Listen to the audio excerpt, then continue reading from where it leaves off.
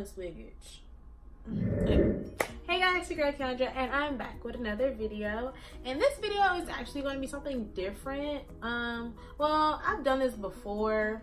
I did like a movie review, but lately I've just been binge watching stuff on Netflix because I'm single and alone. I do nothing but work, come back home, and binge watch stuff on Netflix. So I wanted to go and give my review on She's Gotta Have It season 2.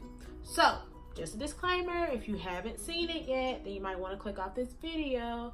Even though I don't think I'm gonna give away a lot, still I don't want to steer anyone from watching it because of my opinion and just the things that I think about the season.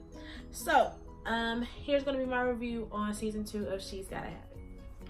Alright, so just to refresh back to season 1, or if you don't know what I'm talking about, She's Gotta Have It is a it was a movie, I think, that Spike Lee had made like years ago, and so they came back and made it like a little series on Netflix. As far as I'm concerned, that's what I think, if I'm not, correct me. But I knew it was a movie before, and then they made it and they revamped it and made it a series. And basically it stars Nola Darling, which is the cutest name ever. However, I think that would only be cute like in the South, but like I think she lives in like New York, Brooklyn to be exact. So I don't know, Nola Darling just sounds like a Southern cute name to me, and like I think, I don't know, that's besides the point. Anyway, stars Nola Darling, and basically she's a single artist. She paints or whatever, and she is dating, basically living her best life. I know in the first season she was dating like 3 guys, and then it was like a girl that she was dating as well. So she was dating like 4 different people, and then like it has like her friends on there, and I think one of her friends had got like some illegal butt shots and her ass exploded. Like it was just like a lot going on. Fat Joe's on the show. That's probably the only, I don't know the original or the name of Nola's character in real life, but she's also in that other movie that was on Netflix about like Someone to Love or something like that. It starred Gina Rodriguez, the girl who played Jane the Virgin. Like she was in that movie too. I'm trying to think, what else is she in? I don't know, but she's a really, really pretty girl, pretty brown skinned girl. So yeah, basically like in the first season, like I just feel like it had more of like a storyline, and she was dating, and 3 different guys she was dating. One guy was like, he wasn't like a bum, but he was a bum, and he was a Puerto Rican, and his name was Mars, and he was like the immature guy that needs to grow up, like still staying with his sister, bumming off people's couches, hustling. Like that's how he met a lemon. But he was really really fun, so I guess that's why she slept with him when she did. And then you had another guy. He was very attractive, kind of like a model type. I thought he was gay, but maybe he just really into himself. I think he gay.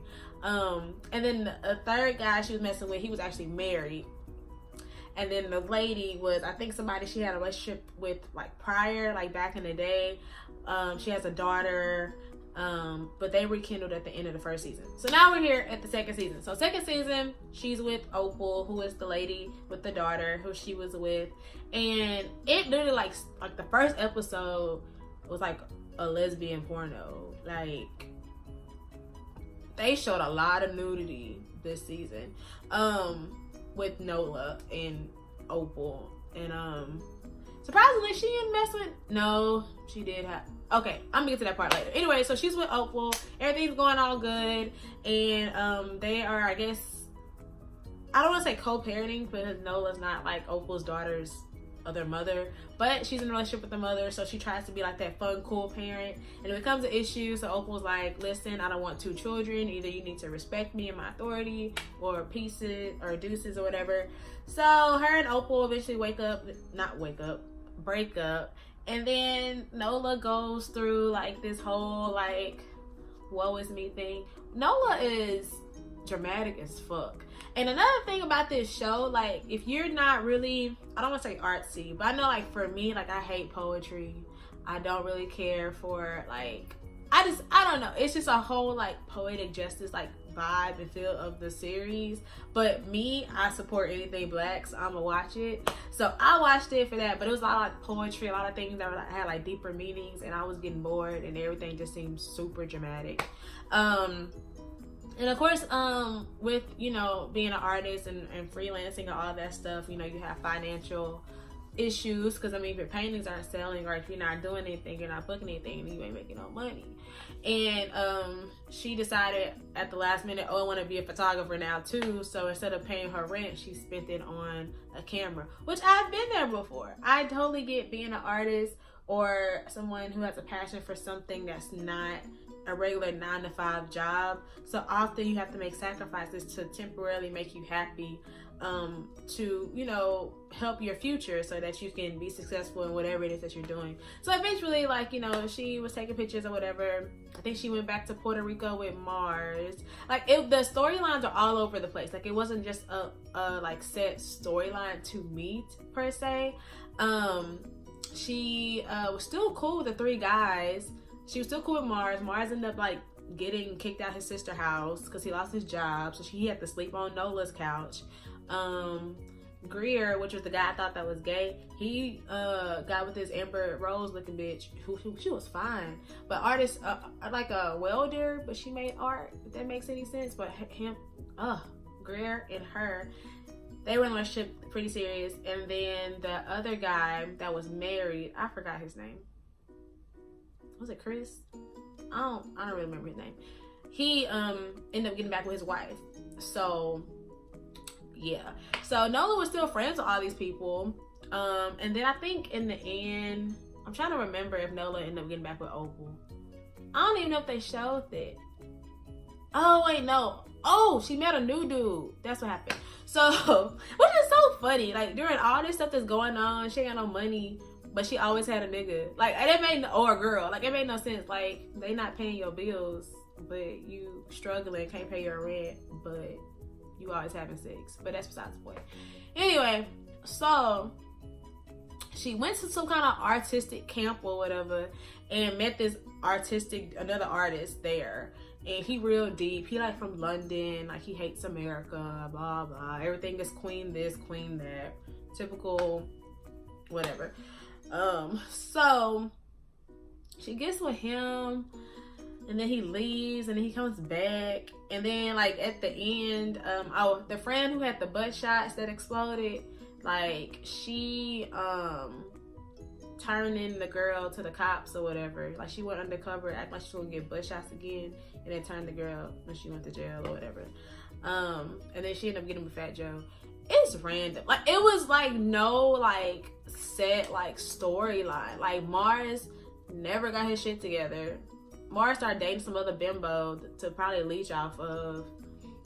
Greer was okay with his little Amber Rose looking girlfriend, and then the other guy got back with his wife. That was probably it. But as for like Nola, like, and then y'all probably watching this like, Keandra, this is all over the place. But that's how the series was. Like, I've seen maybe 2 positive reviews for She's Gotta Have It season 2.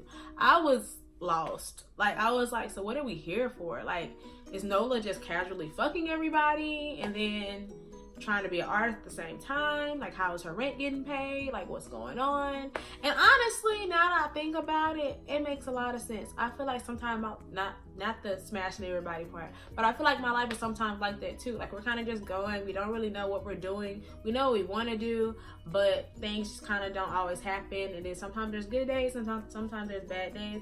And I know me personally, I've been having a lot of bad days. Just saying, putting that out there. But, you know, at the same time, I think I see a lot of myself in Nola. I'm dramatic too. Okay. Well, I just had a revelation on camera. That's whatever. Then, anyway, so then like at the end of the show or the series, she like made some kind of real controversial painting, and everyone had like mixed reviews about it. And then like they would never show us like you know, what the painting was. And so eventually they showed us what the painting was. And I won't reveal what it is, because if you want to go watch it, go see it. But it's like in the last episode. And I remember my dad calling me and was like, I don't see what the, you know, why it was so controversial. And I was like, well, it kind of made me uncomfortable. But at the same time, it was very real. And I understood why she painted it. Would I have done it? No. But I get it. I get it. So I don't know. I'm trying to like give y'all like a good review without telling it all, because I know there's some people who may watch this and then decide if they want to watch it based off of my review or not, if y'all care. If you say season 1, then definitely go watch season 2, just so you can see how everything unfolds and how it ends. But if you ain't never seen it before, then I mean, I probably wouldn't watch it again. That's just me. Like I don't like poetry. I don't like that whole, because to me it seemed like it was more of, because people try to compare it to Insecure and how Issa and Nola, I think they favor actually in real life. That's probably why people are comparing it. But I feel like with Issa, I don't know, maybe Insecure is just funnier. Issa and Nola are both very similar. I think that Nola just kind of has more support than Issa has, if that makes sense. Like, even when Nola is going through stuff or whatever, like, she has supportive friends. Like, all her exes still fuck with her. Like, I think that's the difference between Nola and Issa. Issa probably, I mean, she just got Daniel, and he fuck with her when he want to. Like, she really ain't got nobody that, well, besides Molly. I don't know.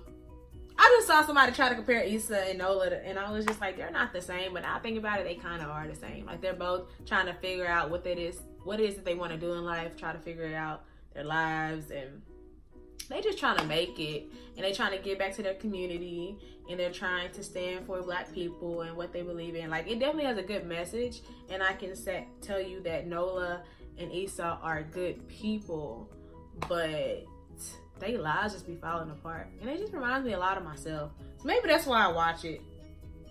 See, I just had a revelation on camera. I don't know. Anyway, so hopefully that gives you a little bit of insight on the season 2. Did I like it? Not really. I didn't like it better than season 1.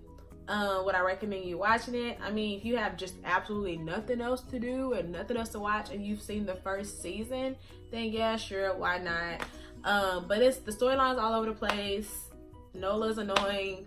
Mars is annoying. No, all of a sudden Mars is a singer. You could think he's Frank Ocean. Like, that was so random. Like, I would have saw like a rapper or something, but Mars is a singer now. Like, it was just a whole bunch of like twists and turns, and it just, none of it just made sense to me. It just wasn't like season 1. It was more of an artistic feel vibe. And they brought awareness to Puerto Rico, which I admire. They brought awareness to, of course, gentrification. It was a lot of statements. Okay, that's what I'll give it. It's a lot of statements in the series, but it was kind of like, oh, we're so focused on trying to give you a message that the storyline kind of got lost. That's how I feel. Maybe I'm not looking deep enough into it. I'm not a deep person. I'm a literal person. So I mean, but everybody I talked to kind of didn't like it either. Somebody compared it to High School Musical. It was a lot of singing out of nowhere. A lot of singing, a lot of poems. That's not me.